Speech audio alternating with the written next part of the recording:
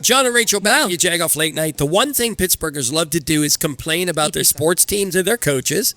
But the second most thing they like to do is laugh at each other.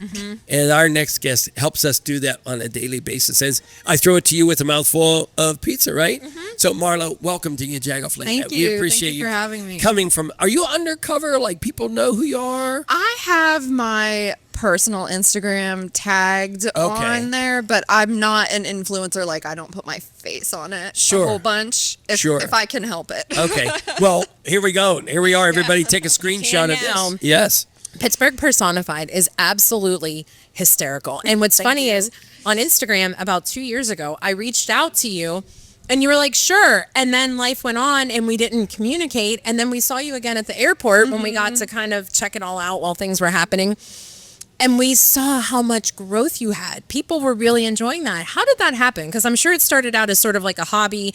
You did if I'm not mistaken, you were first known for the Bill Murray. Yeah. Like Pittsburgh and different cities kind of meme. Yeah. And then it just grew from there. Right. If you remember, it was 2019. Okay. I had actually just started a new job.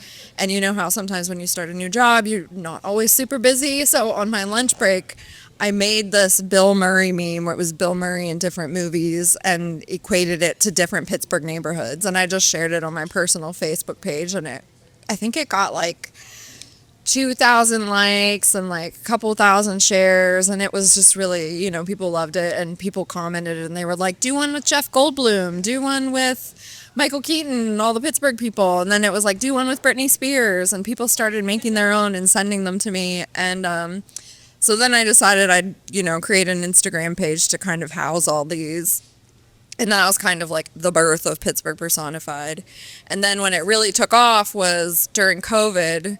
I lived by myself at the time, so I was kind of just doing it to make myself laugh. I think I hit 10,000 followers maybe the summer of 2020. And then that was kind of like, oh, people really like this. It's not just something to, make myself laugh anymore. So it's crazy. It's gotten so big. Yeah. So when you go out and did people know who you were? Like when you go to your friends, did they know this was you? Or and my next question is going to be like, do they all think you're pretty funny at parties? Or are you this silent, quiet person, this silent, funny person? I think I can have some zingers at parties. Yeah. I like to talk. I'm definitely a yapper. Okay. I'm not a performer. Okay. I don't like the thought of performing in front of people kind of gives me anxiety and like having to be funny in that way. But I love doing things to make people laugh. So I think like the meme page is a perfect outlet for that. Do you have time to write it, think it through, post it, edit it, that kind of thing? And I can show it to a few people and be like, hey, is this funny? And, Now, when it started to come out that who you were, did some of your friends go, what? Like in a Pittsburgh way? Nah. My close friends kind of have known that I'm the one that does it ever since I started it. But what's really fun is like when I meet new people and it kind of comes up in conversation like, oh, I run this meme page. And they're like, oh, really? Which one? And I'll say Pittsburgh Personified. And they're like, no way, you're Pittsburgh Personified. And so often people will say like, I feel like I'm meeting a celebrity. And I'm like, I'm not a celebrity, but I'm not the page. But it's funny getting that reaction. I love that you started so organically. And is that still the sequence of how you get your material? Like people are telling you do this, or are you sort of just riffing off of trending things? I'm mostly riffed off of trending things. I really like using like pop culture moments, and kind of like trying to make them Pittsburgh in some way. People will send me things that I'll post sometimes. Really, it's mostly just me coming up with ideas. But I do like, if someone shares something with me and I like it, I'll throw it on the page or throw it in a story or something. Right. Mm-hmm. Does it give you balance? Because we know in your real life, you're working in the nonprofit world. Mm-hmm. So does that sort of help you to kind of balance out? Nonprofit is not an easy sector. Right. Yeah. No, it's totally. So I in my real job, it's an addiction research and education institute. So it's a little less, fun So this is a nice like creative outlet for fun content where in my day-to-day job I'm doing communications more for, it's kind of definitely not a laugh factory there. Sure.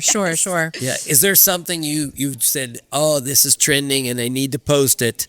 And thank you to Michaela for this. Is there something that you said, oh, I have to post this, but I don't want to, because I don't really want to, but all right, I have to. Not because it was hurting somebody, but more so like it was almost something like a sacred cow to you. And you're, wait, everybody's making fun of it. I've got to get Oh, like you were protecting it. Yeah. Oh, gotcha. Yeah.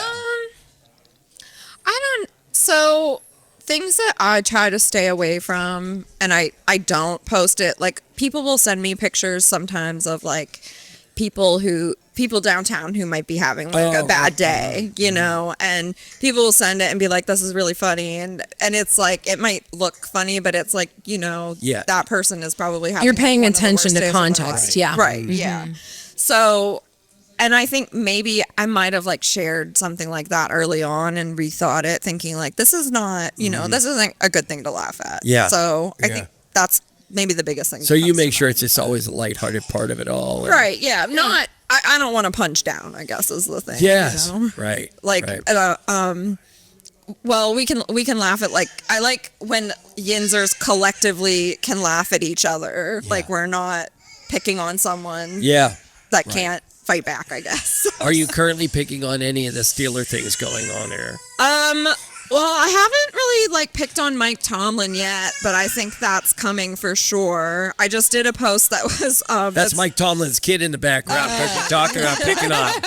I just did what's the best place to go to the bathroom #2 in Pittsburgh, and so many people responded and said, well, it's the Steelers taking a dump on Acrisure. Oh my gosh. So that was they're like lighting up. Yeah. Oh my god. But yeah, with the amount of money the Steelers and Mike Tomlin are making, I think they can take. Yeah, they can take it ribbing. Yeah. All right, we have so many things to ask you, but so many important things how to find you. I think mostly everybody knows that, but do you know you have to answer our Roricana question of the day? Okay. Mm-hmm. Have you heard it in the wings here? Yes, I have. All right. But so our Roricana question of the day is, what band would you, no doubt, any money in the world, you would definitely go see live? It's Lady Gaga. Oh, really? I've already seen her good 4 one. times in my life. Like you travel. Yeah. I just went to Miami this year to see her on her Mayhem tour. Okay. And I'm a little ashamed of how much I spent to see her, but it was worth it. Is she memeable? Oh yeah, she's memeable.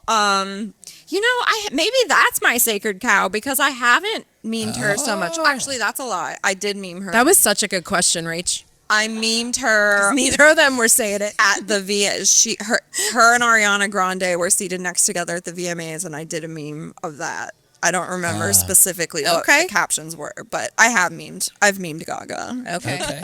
All right. And I had one more question before you went to the Roricana, but you live in Bloomfield. Yes, I do. What is something that is easy to meme in Bloomfield? Memeing Pittsburgh in general is fun because there's just so many weird, like, quirky things that happen. And I feel like Bloomfield specifically has weird, quirky things.